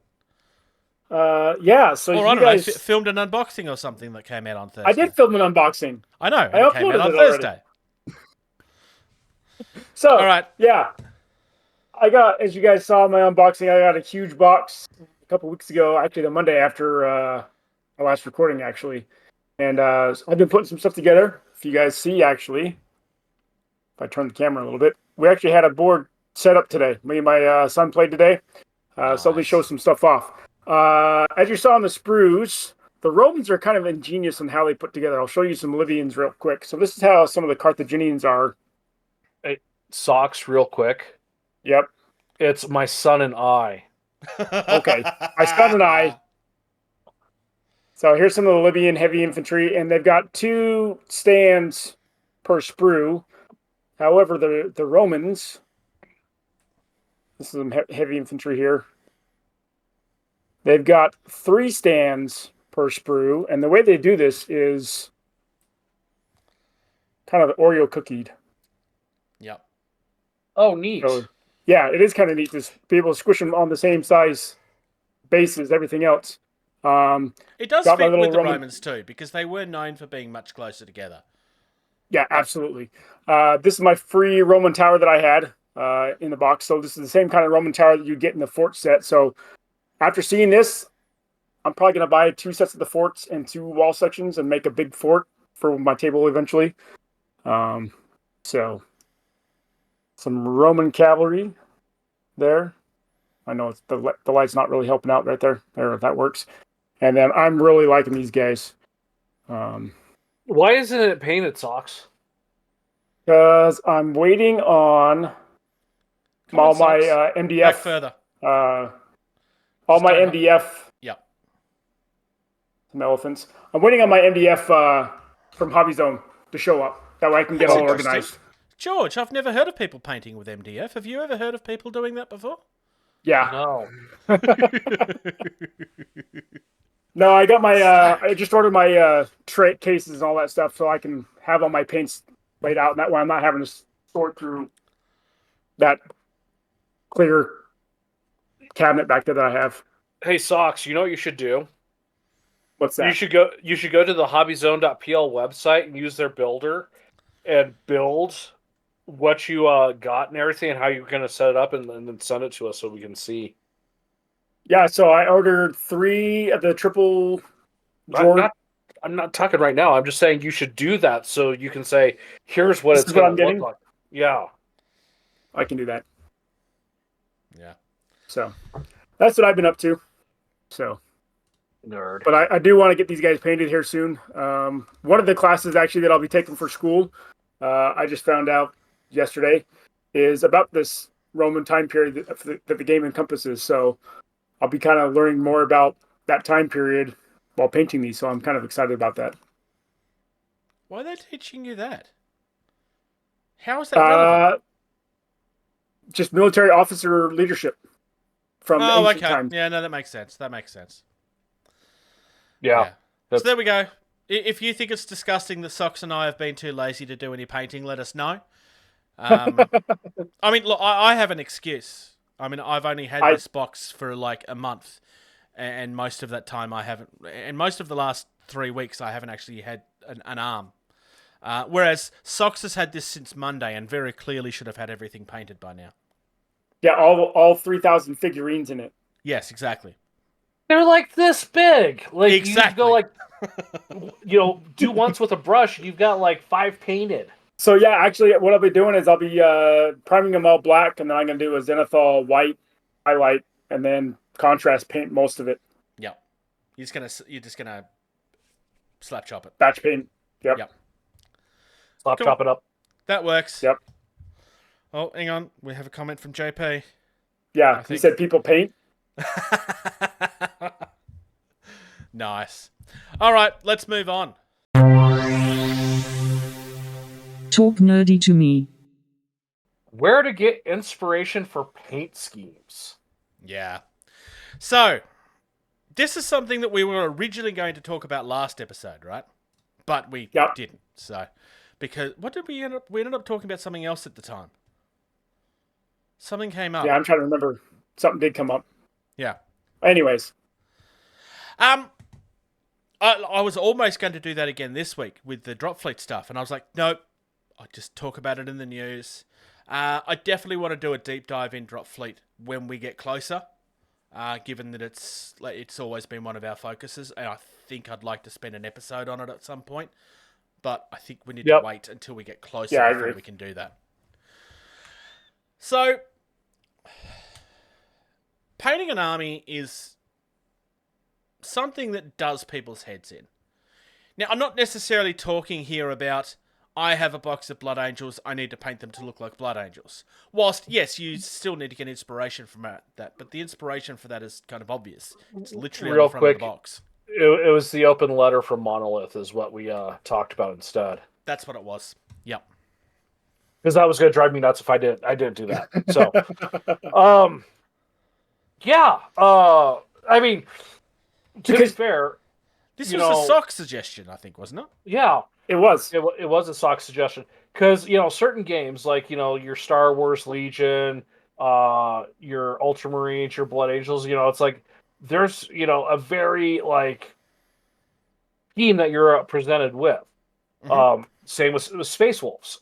Did I veer off that? Absolutely. They're a dirty dark gray instead of that light blue because it's not tactical. Yeah. So, and it really depends on which game. That's genetics.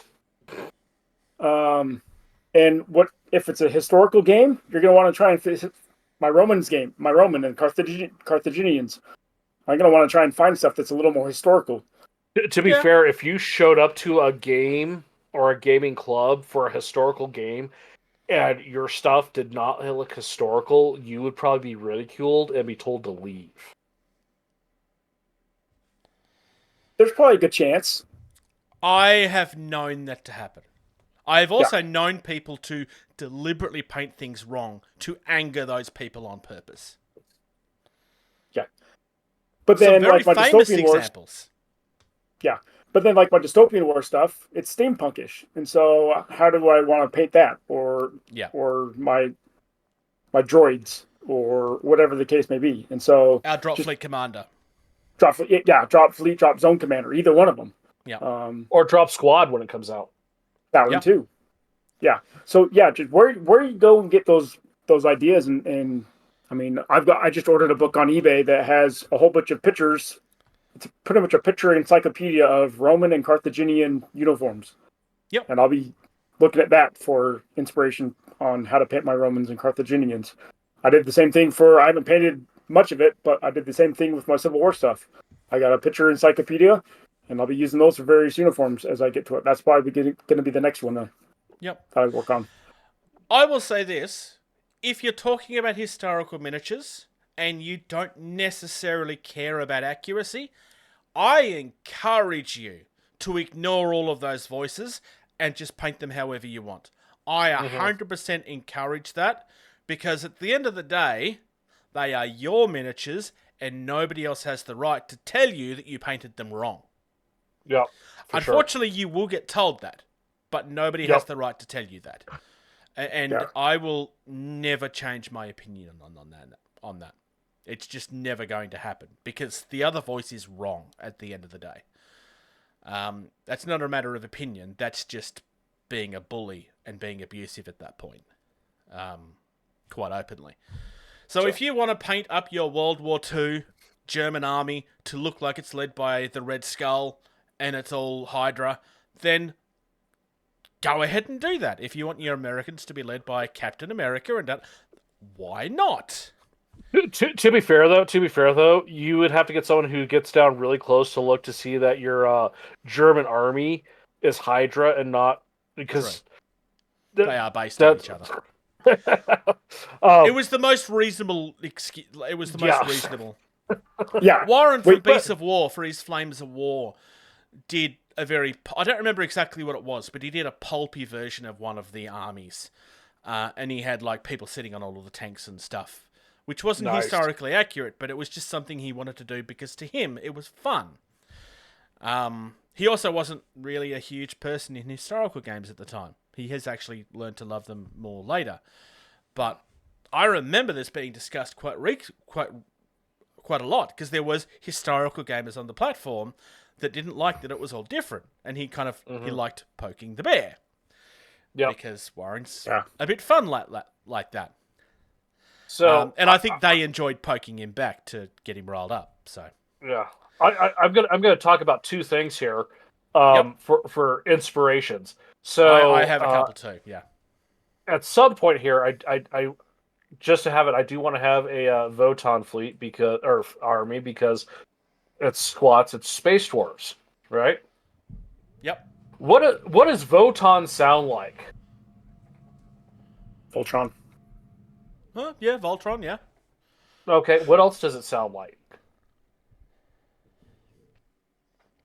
You might need to spell it out, George. Vogon. Okay, I don't know what that is. Hitchhiker's Guide to the Galaxy. Are you serious? You don't know what the Vogon constructor fleet is? Okay. Vogon Constructor Fleet, Voton, right? So Okay. it's a constructor fleet. They're building stuff. So when I do a Voton army, they're going to look like, they're going to be wearing high vis jackets like they're a construction, army. Yeah, that makes sense. So now this is more of a generalized idea of where to go to look for inspiration to get those creative juices, to get those color combos, to make things, go, right? Work. So my Stormcast Eternal army, right? It's silver armor with purple, but then the weapons are green with gold. And when I first mentioned that, before I started doing it, people were like, you've lost your damn mind. That's going to look terrible. Until I did it, and people saw it, and they're like, oh, damn, that looks really good. Yeah. Do you know where I went to go get the inspiration for those colors? No. And this is probably one of the best underutilized resources we as miniature painters have at our disposal that no one will go look at. Mm-hmm. Wedding planning websites. Oh, there's something I'd never thought of. Yeah, because weddings have a color theme. Yep. And it's always 2 to 3 colors. Yep. it's true. And these people make millions of dollars a year to come up with this crap. Yeah. And to be honest, brilliant. it looks good. And there's no reason why you can't take a burgundy and gold with a black trim, slap down on a mini, and it won't look good. Because let's be honest, these are paid professionals to come up with these color schemes that can probably look better than anything a majority of us mini painters can come up with. Yeah, no, that's 100% fair. Yeah. I'll touch on another one. Hey, George, have you got a favourite TV show? Let's say fictional TV show, not. If you can't just say this, then you don't know me that well. Star Trek. Okay. It doesn't matter what you're painting. If you are a fan of something, anything, start looking through the things you're a fan of for inspiration. That's fair. Star Trek, Stargate, Star Wars. We're just looking at the star things. And there's already multiple hundreds of armies and options in there to take inspiration from. Yeah. And that's Sure, three shows. And I'm not going to disagree. The problem is sometimes, just aspects don't go cross genre. Like No, 100%. I was just using those as an example. Yeah, and that's very fair. Because a Star Trek theme dwarf army, I would have to kick my own ass. I mean, at least with my idea of a Voton constructor fleet, angry space dwarves wearing construction, high vis jackets is funny at least. Yeah. Yeah. So, if you're trying to paint something, anything, and you're looking for inspiration, like I said, go to the things that you're a fan of. Even if it's not the right genre, it may give you an inspiration for something. I'll give you one of the best and worst examples of this I have ever seen. And I'm going to give it to you in one example. I have seen an army of Space Marines painted up to be Hello Kitty. It is the worst thing and the best thing I've ever seen. I've also seen people do it with Deadpool. I've also seen people do it with My Little Pony, largely to annoy people on the internet. Like 100%, that is exactly why they did it, to annoy people. In something like Warhammer, where it is make your own, you can literally do anything you want with it. I mean, ideally, you want to find something that fits. Also, like George was saying with his colour theory one, I mean, he's called it with the wedding planner.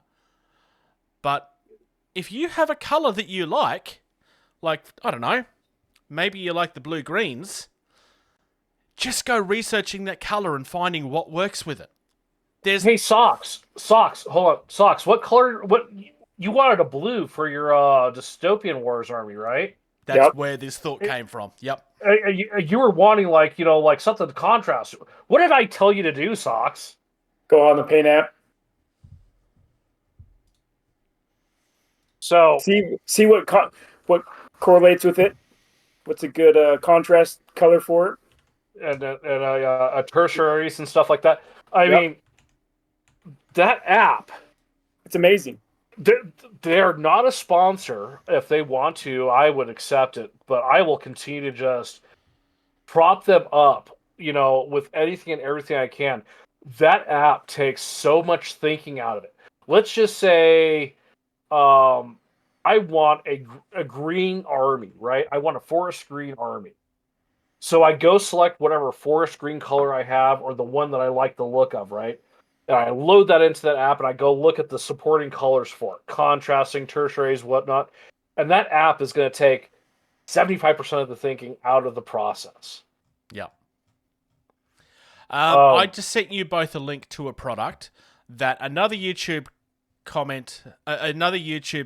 had looked at once before. And I'm going to bring it up on screen. These are called color cubes. These are designed for home decor. That's what these are designed for. Ninjon originally covered these, as far as in our hobby is concerned. Fairly large YouTuber. And he covered these about how he would never paint Warhammer without using something like this ever again. And it's basically the same. It's for this exact same reason that you were just talking about with the wedding plan stuff. Yeah, actually, I went and Googled one real quick. I'll give you the link to that so you can pull it up. And granted, like some of the colors are not, what a lot of people think of as Warhammer colors or whatnot for an army, but it'll definitely give you a great idea of, let me know when you got that pulled up, Bruce. Yep. Go down to number 13 of 50, gray and brown. I want that one. Yep. Okay, so 13 of 50. Yep. So right there, it gives you 5 colors. Dover gray, Dijon, linen, pine, and brick. Look at those 5 colors. Now go put that on an army. Yep. And that's literally all that you're trying to do. There are very few miniatures that you're going to want to do more with than that. And if you have like a giant miniature where you need to have different grades of the colors, then you don't need to pick another color. You just get a different version of this blue and make it slightly lighter. Or you make it slightly darker by either adding a thing of black to it or a thing of white to it or yellow or whatever it is that you're trying to do to give it that shading or the highlight. Or if, you have a scale 75 color range of greens, you go to the left and right. Well, that's what I'm saying. That's what I started. I just pointed out that you could also just add black and white to it. If you have Duncan's paint line, where you have the color triad, it's, so much has happened in this hobby in the last, I'd say 5 years, that takes so much thinking out of how do I paint my mini. It's gone from what do I pick, how do I do this, to you just need to work on technique and pick 2 colors, and there's literally so many things out there that will tell you what you should do or what would work best. Yeah. If you know the color that you want to use, then start Googling that color, finding things where it gets used. Blues and oranges. This is in every movie poster out right now and has been for the last 10 to 15 years. Specifically, the teal and orange is usually where you'll find it in everything, which is where this came from. If you start Googling colors and painting with them, Vince Vitrello has an entire series about how to paint with certain colors. He has a video with teal that I just watched 3 or 4 times and pulled out the colors that I needed or bought the colors that I wanted. Because in my case, I didn't just want to paint with a teal. I wanted to paint with all of them. So how am I going to make that work and still make it look right? Now, and you could do that with interject- blues and reds and everything. yeah. Or you could just something really simple that gets mentioned all the time. You could also just use the color wheel, which is a really boring answer, but inspiration is inspiration. I mean, there's a reason why the color wheel has been around how long? Yeah. Yeah. Well, and Shay even brought up go to your local hobby store or home improvement store. Go to the paint section. They'll have all the various paint swatches that you can choose from too. Oh, that's a good one. Yes, Shay. Yes, definitely. I must be in the wrong chat. This is in our Patreon chat. Yeah, I'm in the wrong chat. Way to go, George. But anyways, yeah, I mean that's a good place to go too. Is So Shay, the color wheel, the concept of the color wheel that I'm talking about as we know it, because I had to Google it, was put down as a thought in 1666 by Isaac Newton. That's how wrong. There is also 3 or 4 different versions of the color wheel. Like some of them also are more simplified than others. My answer to that would just be yes. And if the first one you look at, if you look at the simple one and it doesn't have the answer you want, go to the more clear one. But it's the concept was Isaac Newton came up with it. That's how long the idea of the color wheel has been around. Yeah. And there's a reason why it works. In most hobby stores will have a version of it where you have a little turntable where you can point towards your primary color, and it will just show you what complements it very well. Or at least that they generally have them here. They're usually in a lot of art stores, actually. Yeah. So, like I said, inspiration can be found anywhere.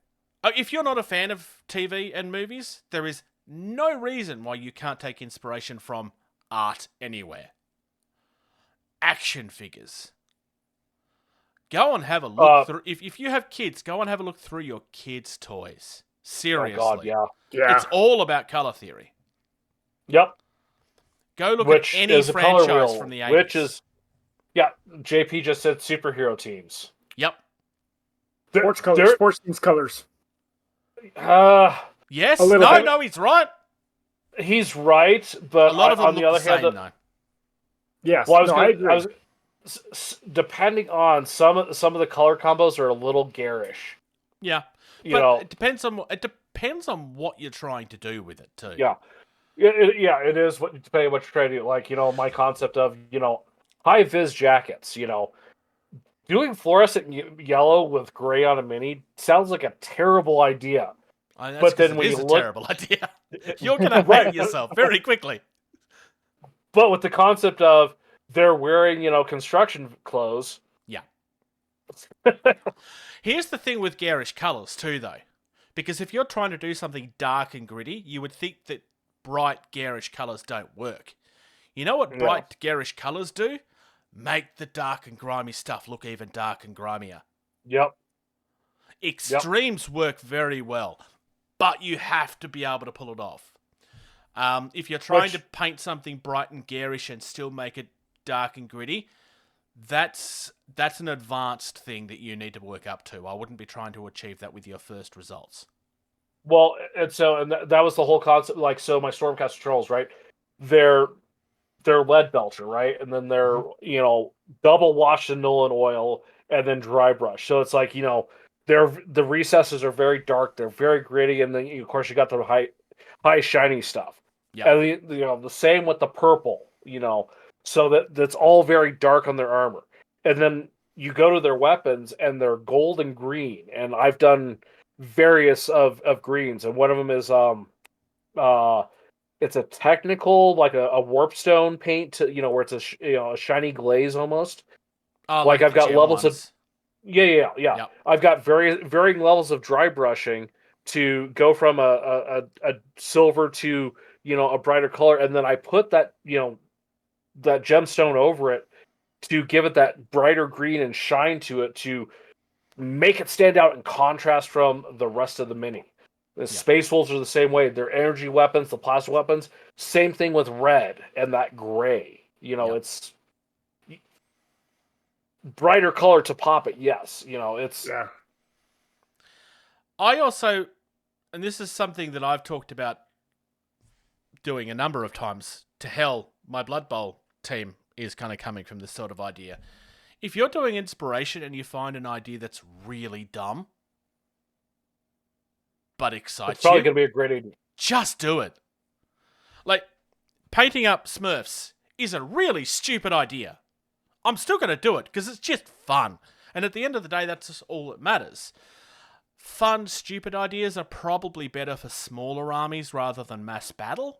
Doesn't mean that you can't pull it off on a mass battle. Like I used the examples earlier of Hello Kitty and Deadpool, which as much as they annoyed people on the internet, they looked glorious.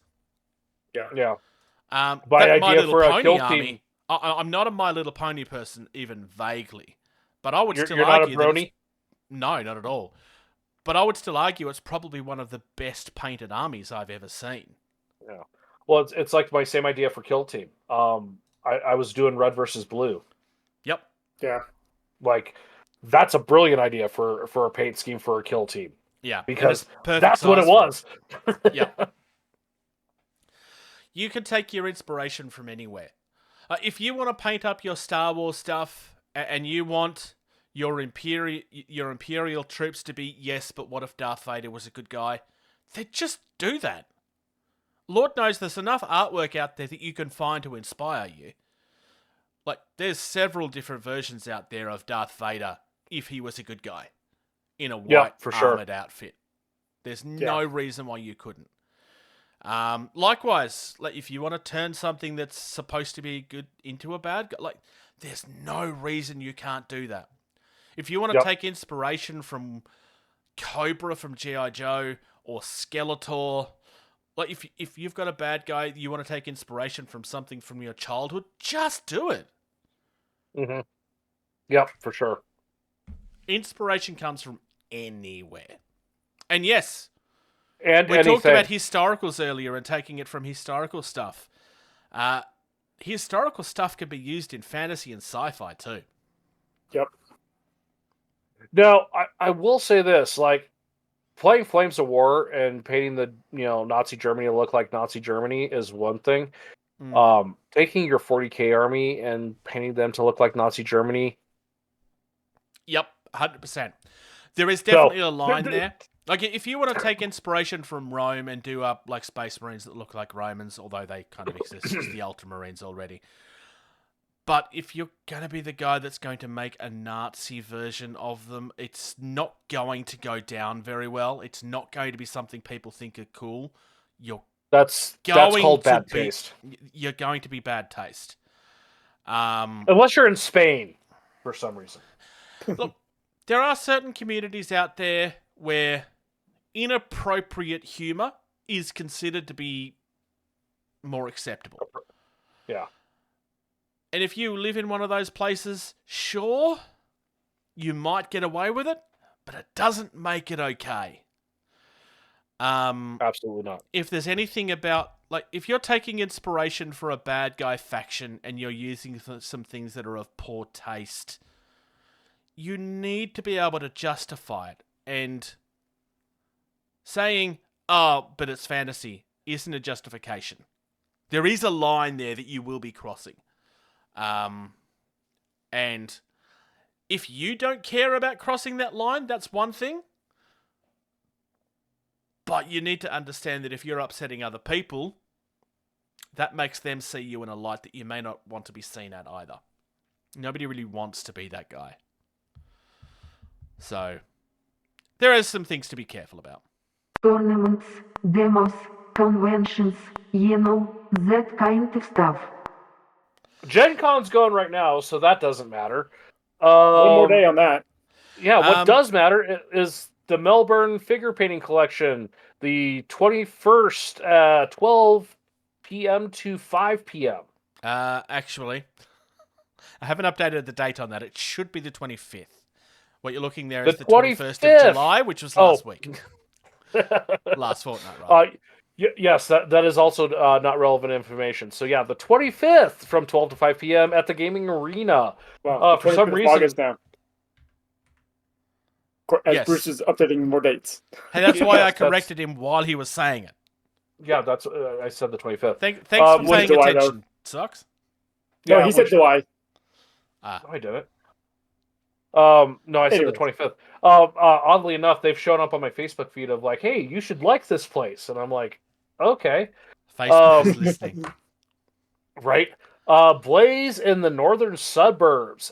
This is the 15th of September at 10 a.m. at Axes and Ales Thornbuddy Bowls Club. $30 entry, 3 rounds, 1,200 points. What game is this? That's actually a very good question. I've just realised that myself, that I don't have the game listed there. I will fix Is that. that Dropfleet? Is that Warhammer? Is it? No. But we will continue while I double check this. And then we have Firestorm Games, a Dropfleet Commander V2 tournament, the 28th of September at 8 a.m. This is 66 Sloper Road in Cardiff. 1,000-point narrative event. Tickets are $25 online, 26 not dollars, pounds. 25 sterling pounds online, 26 sterling pounds in the store. This event is a narrative event and we'll be using the second edition rule set. The idea being it'll be an event for players of all levels to come down and get to grips with the rules in a practice/demo game. Following that, there will be a pair of narrative games to allow players to further practice. Players will field 1,000 points, and upon buying a ticket, can get access to the private Discord. This has been put in support with list building when the second edition formally drops. If players want to bring more than one list/fleet and chop and change throughout the day, that's completely fine. A hot lunch will be included in the ticket price, and spot prizes will be available across the day for completing hidden objectives across the narrative game. 25 sterling pound for an entry for an all-day event like that with lunch. That's a pretty dang good deal. I would take advantage of it if I could. £25 online, $26 in store. Bruce, did we find the game? It's Warhammer. It is Warhammer. I should have known that it was Warhammer. Yeah, so the reason that we have all of that subtext for that particular event is this is literally going to be the first chance of playing second edition that you will have. It's kind of the whole point of this. Also, there was a few things on the event itself that hadn't been listed at the time that it was asked. So I actually went to the person running the event and said, how many points is this? How many games is this? And he gave me all that information. So, also, this sounds like a fantastically amazing, awesome event that I really wish I could go to. This sounds like something that's fun. I would love the to go fact to this.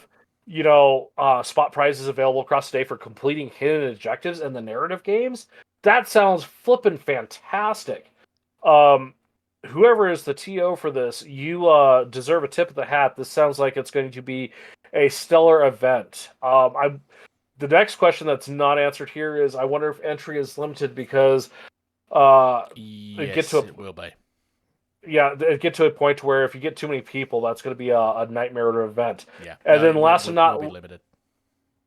but not least, especially for the Bruce, PAX Australia will be the 11th through the 13th of October. Yep. Come and see me. The last day of the event is my birthday, so come and see me. I should probably organise to go to one of the pubs or something around and just see who turns up. I don't know. I might give some thought to that. I have a calendar reminder on my phone to buy you a shirt for your birthday, so... I should be worried about this, shouldn't I? Yes. Though, to be fair, actually, maybe I shouldn't say this. You'd have to buy it before because it'll take at least 3 or 4 weeks to get here. I'm going to see if I can find it through an Australian seller, so it's just shipping locally for you. Yeah. Fair enough.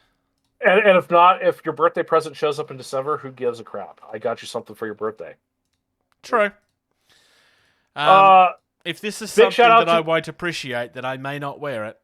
Oh, no, you'll appreciate it. You will wear it, Bruce. Trust me. I know you. You will wear this. But big shout out to our sponsor, Valhalla Hobby, sponsor of this and every episode for the year of 2024. They are a great store located in Verona, Wisconsin. They've got great prices. Just to give you an example, it's been sitting on a web page because I'm one of those Google users that has 40 Google tabs open. Inara's Judgment, the warband, regular price is $78. On their site, it is $67.99. That is $10 off of MSRP. Guess what? If shipping costs you $10, you're still breaking out even. Yep. Oh, I got my the complete big box of Army Painter speed paint. They had the best deal with free shipping. Their prices are hard to beat. They've got a lot of the stuff. They've got Bushido. They've got all the big stuff, but they've got the stuff you don't find everywhere else. They're carrying Don't Look Back. Bruce, help me out. What's Don't Look Back, Wars. Dystopian Wars, Malifaux. There we go.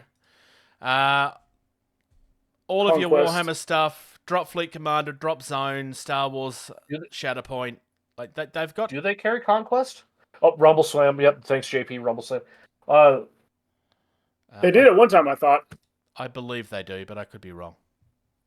I'm looking right now. I'm searching right now. I'm going to be faster, I think, because I have the page up. Conquest, yes, So do they I. do. They do. Okay. So, put $100 in your cart, put in the code TABLE, you get 5% off that order. You get 5% off your first order over $100. Yeah. That is one use only, so. Yeah. So there you go. Check out ValhallaHobby.com. They are really good, and they're actually really nice as well, which is... Socks, where can people find us? All over the place, actually. If you want to become a patron, $2 a month, it's patreon.com/gettingtabled, and we do appreciate our supporters. You do get free access, early access to some of our things, Videos. as well as videos. Early as access well as to be able to, almost every video that we make, yeah. Yep. And you're also able to listen to us as we record, just like JP and Shay are doing.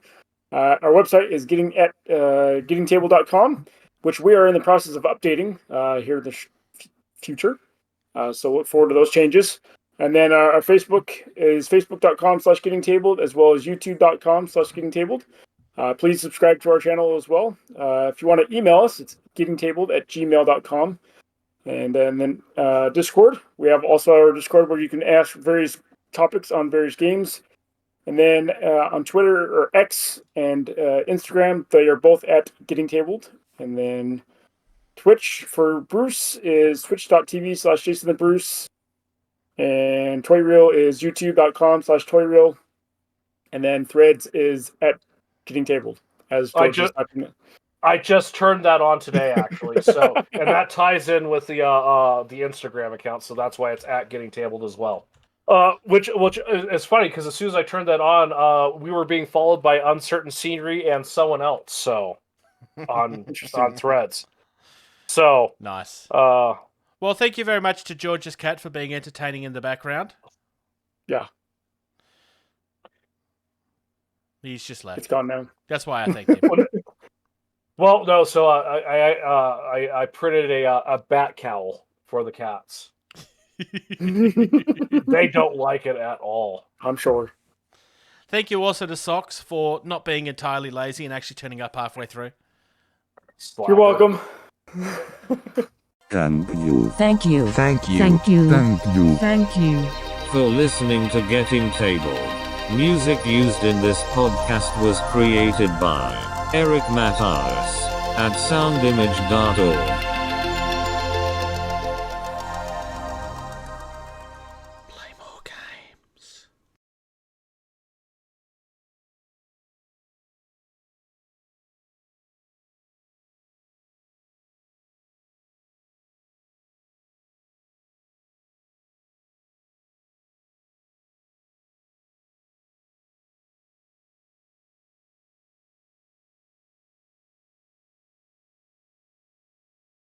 My name is John Jacob yes, Jingleheimer yes, Schmidt. yes. His name is my name too. Whenever I go out, the people always shout, "My name is John Jacob Jingleheimer Schmidt." Da da da da da da, John.